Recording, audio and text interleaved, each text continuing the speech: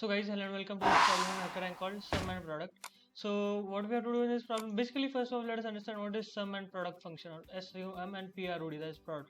So first of all, it is a sum and prod both are functions in NumPy library or module. So to get access to them, we have to use a dot specifier. So write NumPy dot, we get sum.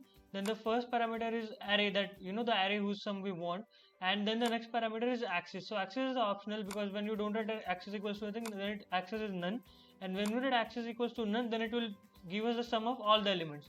But when we write axis equals to 0, it means the vertical axis, right? So vertical axis means we'll add the elements vertically. So see, in vertical axis, that is column wise, you can say. So when you see the columns, there is 1 and 3, that is 4, and there is 4 plus 2, that is 6. That is, we got 4 and 6. So when we add along the vertical axis, that is when axis equals to 0, then you get 4 and 6. But when you add horizontally, then see, horizontally there is 1 and 2, that is total is 3, and 4 plus 3 is 7, that is 3 comma 7. So we get this array.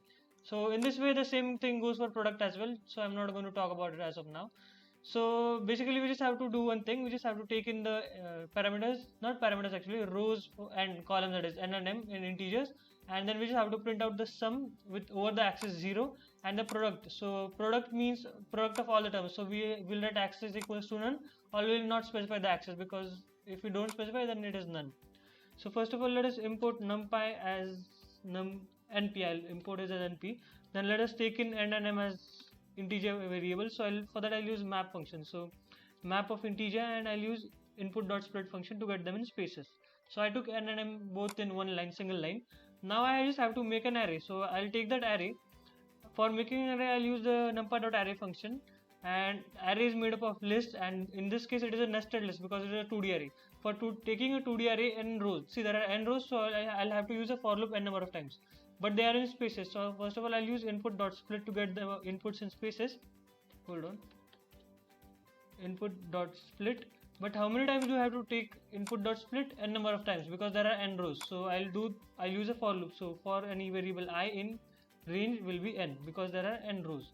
Fine. And one more thing, when we take in input as input.split, we take them in a string. So when we perform some sum or prod, then they'll not add because they are strings. So for doing that, I'll have to change the data type as integers, because they have told us that they are giving us integer values. Now we'll have to take a sum. So let us have this sum array equals to numpy. So to get access to that sum function, I have to use numpy dot specify and dot sum of the array arr, but over the axis 0. Hold on, there is some, I got these squiggly lines which I hate.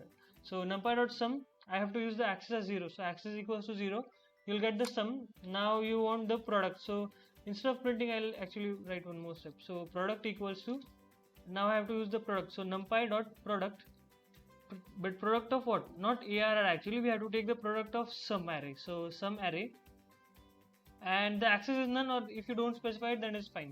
So I'll just run this code and check in the sample input. So I should get the output as 24 as they have told over here. I'll check it once. Yeah, I didn't print it out. Wow. So I'll print out product, and now let us see. Yeah, we got the output. So I'll just check all the sample test cases. There are just 3 cases. I'll just submit it directly. Sample test case 0 is fine. So yeah, I think everything is fine. So each and every test case is certified. So that's all from my side. You can subscribe to my channel for more such programming related content. Until then, stay tuned and keep learning. Thank you.